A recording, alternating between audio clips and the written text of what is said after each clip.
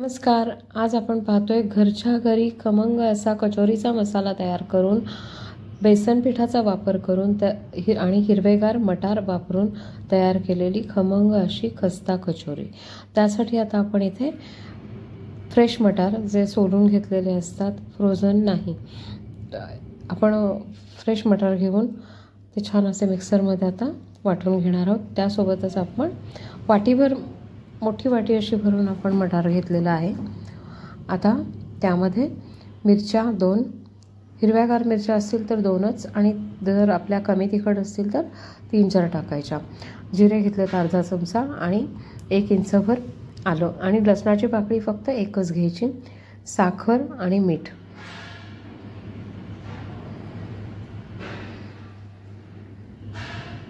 छान असं वाटून घेतलंय, पाहू शकता हिरवागार रंग येतो. आता तेल तापवून घेतले आपण. यामध्ये फक्त जिऱ्यांची फोडणी द्यायची, जिरे आणि हिंग.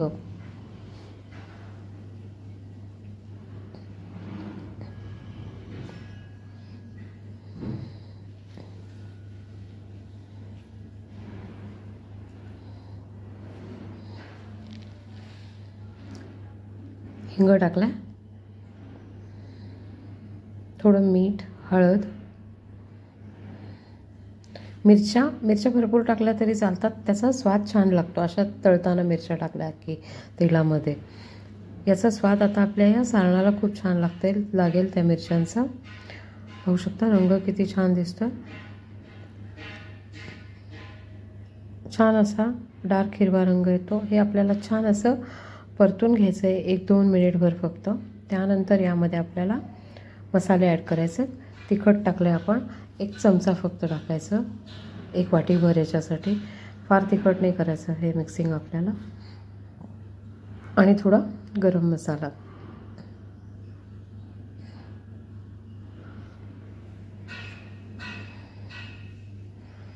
छान परतून घ्यायचं आहे, अगदी कोरडं छान होईपर्यंत.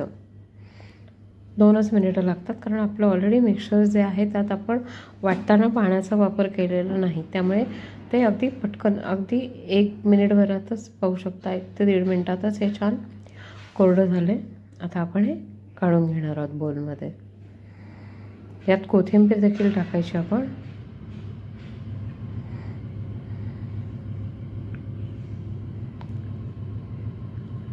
पीठ घेतलं आपण. तुम्ही ते मैदा गव्हाचं मिक्स देखील घेऊ शकता. मीठ आणि बेकिंग पावडर आपण टाकून घेतो आहे 1 चमचा, आणि त्यात आता साजूक तूप टाकलेलं आहे. छान सगळा मसाला आपला आपले हे जे तूप वगैरे टाकून घेतलं आपण, हे छान पिठाला सगळीकडे लागेल असं चोळून घ्यायचं. 1 चमचा बेसन पीठ टाकलं आपण, 1 मोठा चमचा बेसन पीठ टाकलं एका वाटीला. त्यानंतर ते देखील छान मिक्स करून घ्यायचं यामध्ये. आणि आता यात पाणी टाकून आपल्याला छान थोडं पाणी टाकत आपल्याला छान असं मऊ गोळा होईल असं मळून घ्यायचं आहे. त्यानंतर तेलाचा किंवा तुपाचा हात लावून बाजूला ठेवून द्यायचं आहे. साठा तयार करतो आहे आपण. 1 चमचाभर तूप घेतलं आणि त्यामध्ये कॉर्नफ्लॉवर 1 चमचा आणि मैदा 1 चमचा. आता आपलं साठं तयार आहे. फेटून घेतलं आहे आपण छान. आता पोळी लाटून घेतली आणि त्याला हे साठं लावून घ्यायचं, आणि 4ही बाजूंनी फोल्ड करून चौकोन तयार करून घ्यायचा. पुन्हा तो चौकोन लाटायचा.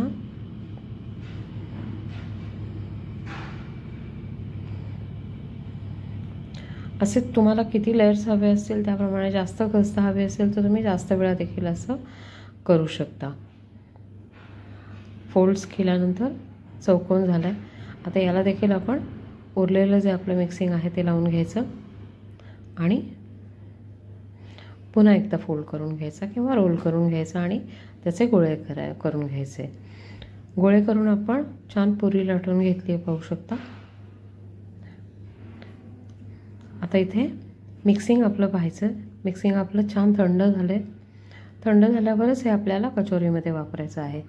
आता याच्यामध्ये आपल्याला मसाला तयार करून घ्यायचा, आणि तो मसाला यामध्ये टाकायचा आहे, कचोरीचा मसाला. कोथिंबीर आपण यात टाकून घेतली, बारीक चिरून घेतलेली. कोथिंबीर आपण आपल्याला हवी तितकी भरपूर टाकू शकतो. आता मसाला आपण बेसन पीठ घेतलं आहे, पुन्हा 1 चमचा बडीशेप, धणे, जिरे, तीळ आणि ओवा हे सगळं आपण घेतलं आहे. आता हे सगळं आपण छान भाजून घेणार आहे आणि बेसन पीठ देखील आपण खमंग भाजून घ्यायचं आहे.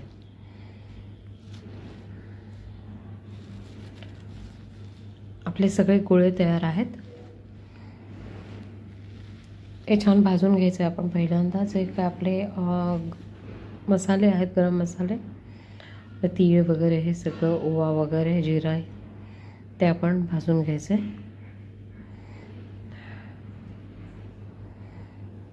अगदी 1 मिनिटभरच परतून आपण अगदी अजिबात जळू द्यायचं नाही. त्याचा फक्त फ्लेवर आपल्याला लगेच येतो. लगेच बंद करायचं, बंद आचेवर, आणि लगेच वाटून घ्यायचे. त्याची पावडर करून घ्यायची मिक्सरमध्ये आणि ते आपल्याला वापरायचे. पाहू शकता, असं दळदळीत थोडंसं ठेवायचं आणि ते आपल्या मिक्सरमध्ये आपण मिक्स केलेलं आहे.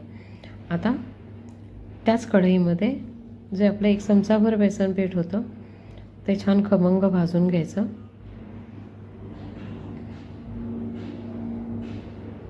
गॅस आता या स्टेजला मी बंद केला आहे, पाहू शकता. आणि आता ते थंड कढईमध्येच फिरवलं 1 मिनिटभर. 1 मिनिटभर पण नाही, अगदी 1 सेकंद जरी फिरवलं तरी ते लगेचच भाजलं जातं, कारण आपली कढई गरम असते. आता ते यामध्ये मिक्स करून घ्यायचं आहे. या बेसन पीठ असं भाजून घेतल्यामुळे आपल्या मिक्सरला एक छान असा खमंगपणा येतो आणि आपलं मिक्सर जे असतं ते खूप टेस्टी होतं. आता चिकनचं आपण कचोरी करताना जसं फिलिंग आपलं गच्च भरलं होतं तसं हे भरायचं नाही. आपलं मुगाची कचोरी जशी असते, मुगाची कचोरी आपण थोडंच फिलिंग टाकतो, बाहेर मिळतात कचोऱ्या तशा, अगदी थोडंच फिलिंग टाकलेलं असतं. तसंच आपल्याला थोडं फिलिंग टाकायचं आहे, फार टाकायचं नाही. पाहू शकता, पुरी लाटून घेतली, त्यावर अगदी थोडं 1 चमचाभरच मिक्सर टाकलेलं आहे. आणि आता आपण ते मोदकाप्रमाणे बंद करून घेणार आणि सगळीकडे आपण हाताने थोडंसं प्रेस करून घ्यायचं, म्हणजे आपलं मिक्सर सगळीकडे एकसारखं पसरतं. एवढं पसरल्यानंतर आता आपल्याला लाटून घ्यायचं आहे. अगदी हलक्या हाताने लाटायचं, अजिबात जोर देऊन लाटायचं नाही, नाही तर आपली कचोरी फुलणार नाही. छान कचोरीचा आकार दिल्यानंतर आपण मंद तेलामध्ये तापवून, मंद आचेवर केलेल्या तेलामध्ये आपली कचोरी आपल्याला सोडायची आहे आणि झाऱ्याने आपल्याला हे तेल कचोरीवर सोडून घ्यायचं आहे वरच्या बाजूने. त्यामुळे एक फायदा होतो की आपली कचोरी पटकन फुलते.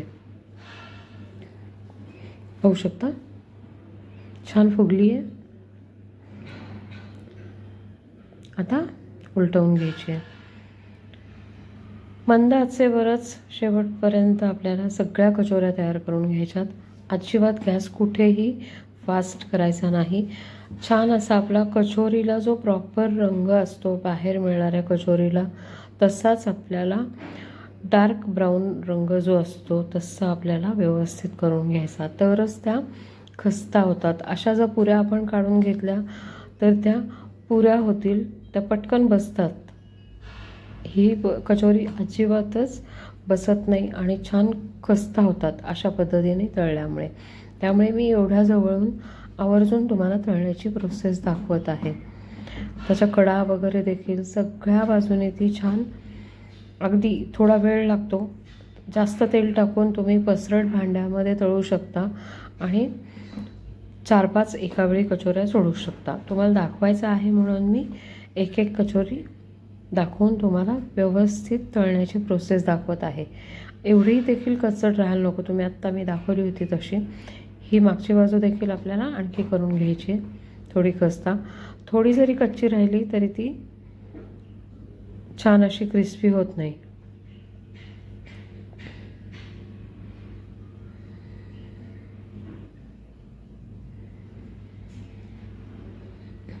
जिथे आपल्याला थोडा जरी रंग कमी वाटेल तिथे आपण व्यवस्थित प्रेस करून किंवा त्या ठिकाणी जास्त वेळ ठेवून आपल्याला तळून घ्यायची आहे. पाहू शकता रंग छान. मागची बाजू आता आपली तयार आहे. आता फक्त आपल्याला ही जी पाहू शकता खालचा देखील आता रंग थोडा बदलला आहे. आत्ता आपली कचोरी तयार आहे. हा रंग झाला की आपली कचोरी काढून घ्यायची. पाहू शकता अजिबात तेल राहत नाही, फार तेलकट होत नाही. आणि आता काढून आपण पेपरवर वगैरे अशी जरी ठेवली तरी छान, अजिबात हाताला खाताना देखील तेल लागत नाही.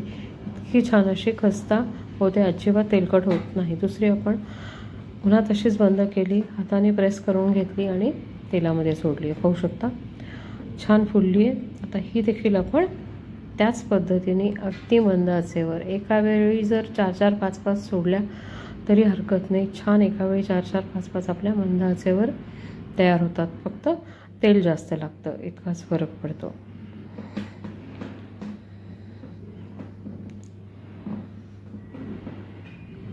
मोठ्या कढईमध्ये आपण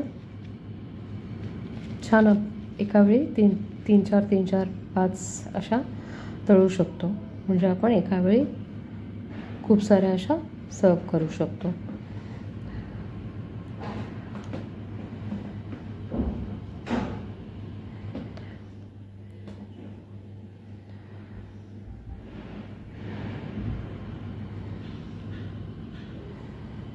कचोरीला मेन फक्त तळण्याचंच मेन टेक्निक जमायला हवं.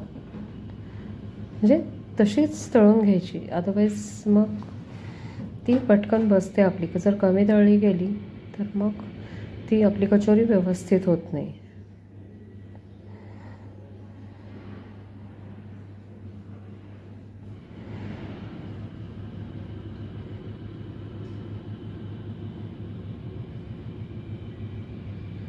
छान झाली आपली. आता आपण काढून घेतोय.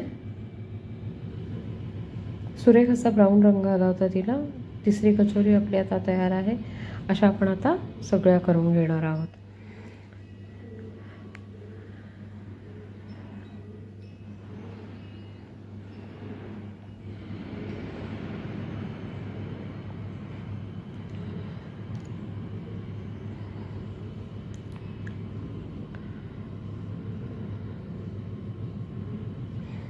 इथे ही कचोरी देखील तुम्ही पाहू शकता. ही जी टाकली होती ही फार अशी फुलली नाही, कारण माझ्या हातातून मध्ये पाहू शकता इथे होल राहिलं आहे. काही हरकत नाही. छान ही देखील तशाच पद्धतीने भाजून घ्यायची, तळून घ्यायची. कारण तुम्ही पाहू शकता आपण सारण आतमध्ये जे भरलेलं असतं ते एकसारखं पसरतं या कचोरीमध्ये. अजिबात कुठेही कचोरी अशी राहत नाही की जिथे फक्त सारण नाही आहे. कारण आपण हाताने छान प्रेस करून व्यवस्थित तिला, त्यामुळे तिला छान असा लेअर सुटलेला असतो आतमध्ये सारण असल्यामुळे. त्यामुळे अशी देखील झाली तरी खस्ता लागते. खूप छान होतात या कचोऱ्या. आवर्जून करून पहा मैत्रिणींनो आणि मला कळवा कसं झालं कमेंटमध्ये ते. एक बाजू झाली आपली व्यवस्थित. आता दुसरी थोडी राहिली आहे, तेवढी आपण करून घेतली आणि आता सर्व केलेल्या आहेत. कसा वाटला मैत्रिणींना व्हिडिओ जर आवडला असेल तर प्लीज लाईक, शेअर आणि कमेंट करायला विसरू नका. आणि माझ्या चॅनलला सबस्क्राईब करा.